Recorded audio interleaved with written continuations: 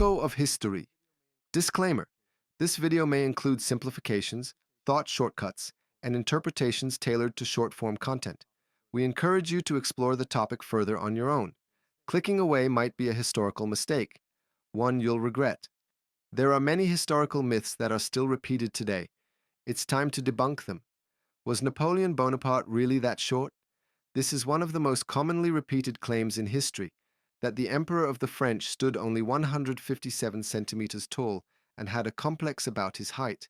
But the truth is quite different. In reality, Napoleon was around 169 centimeters tall.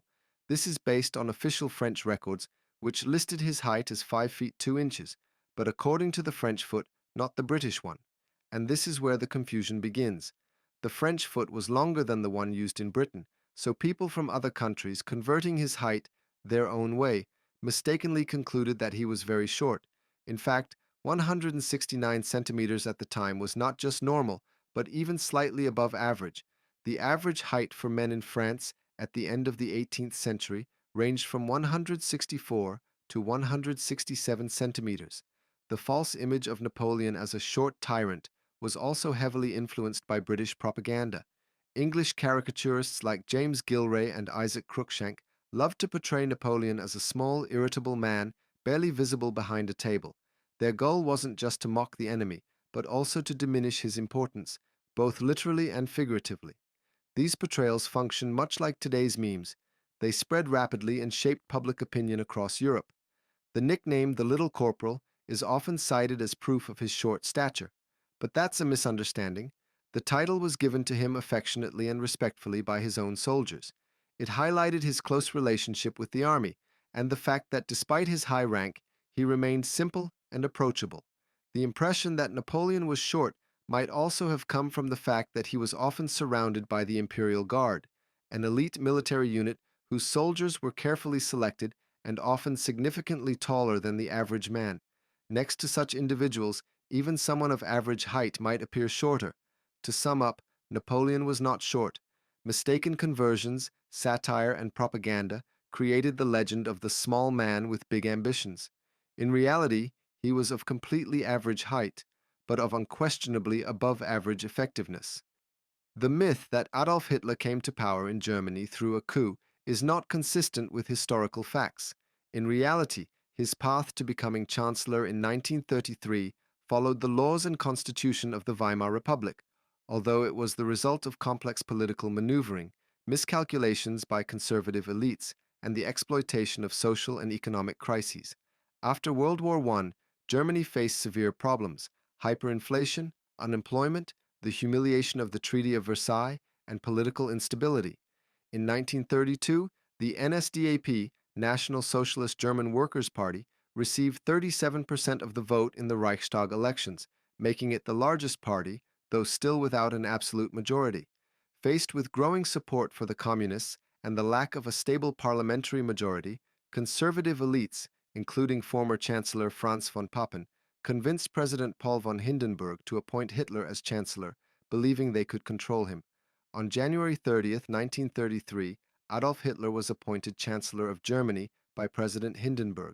In the new government, the NSDAP held only 3 out of 11 ministries, but they secured key positions such as Minister of the Interior, Wilhelm Frick, and Minister without portfolio responsible for the Prussian police, Hermann Göring, which allowed the Nazis to quickly gain control over the state apparatus.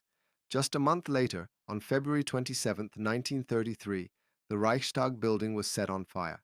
Nazi propaganda blamed the communists, using this event as a pretext to introduce the Decree for the Protection of People and State the very next day. This decree suspended basic civil liberties, allowed arrests without court orders, and restricted freedom of the press and assembly. It marked the beginning of the end for parliamentary democracy in Germany. The next step came on March 23, 1933, with the passage of the Enabling Act, Ermächtigungsgesetz, which granted the government, effectively Hitler, the power to enact laws without the Reichstag's involvement. The act passed with 444 votes in favor and 94 against, mainly due to the intimidation of parliament members and the elimination of some opposition.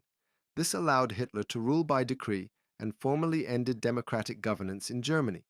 In the following months, the Nazis carried out the so-called Gleichschaltung, the coordination or synchronization of all aspects of social, political, cultural, and economic life to align with Nazi ideology.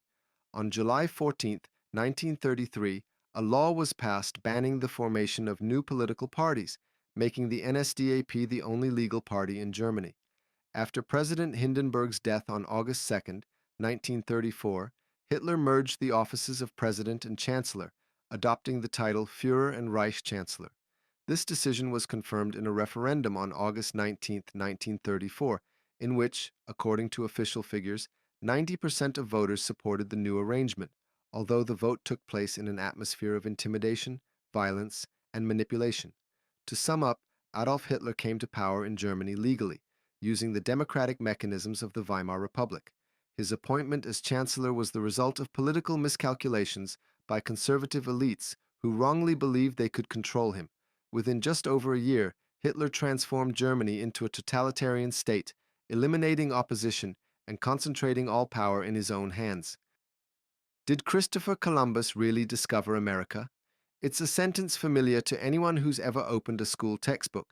Columbus discovered America in 1492. But that's not entirely true. In fact, it's a myth. First of all, Christopher Columbus never set foot on the mainland that we now call the United States or Canada. During his 4 voyages, he mainly landed on Caribbean islands such as San Salvador, Cuba, Hispaniola, and Jamaica.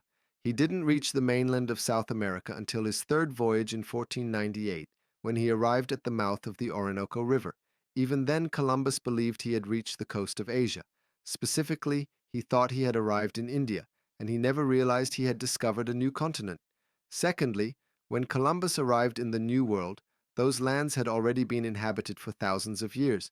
Across both Americas, there were advanced civilizations like the Maya, Aztecs, and Incas, as well as hundreds of other nations and tribes with their own languages, religions, social systems, and architecture. It was not an unknown land, but a vast continent full of history, life, and culture. What's more, Columbus wasn't even the first European to reach the Americas. About 500 years earlier, Leif Erikson, a Viking from Iceland and the son of Eric the Red, had already made the journey. According to Icelandic sagas, Erikson reached the shores of modern-day Canada, to a place now known as L'Anse aux Meadows in Newfoundland.